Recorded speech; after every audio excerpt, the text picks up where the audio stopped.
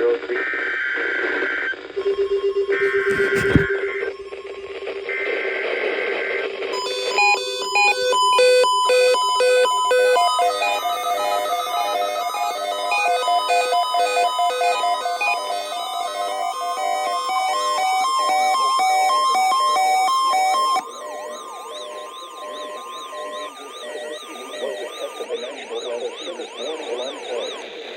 During potentially dangerous weather situations, specially equipped receivers are automatically activated to warn of the impending hazard.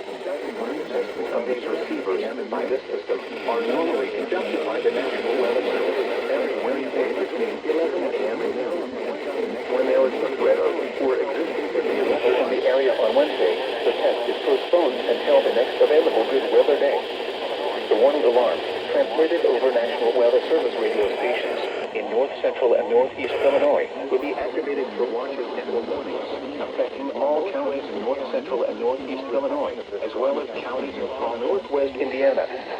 Reception of this broadcast and the alarm tone will vary at any given location.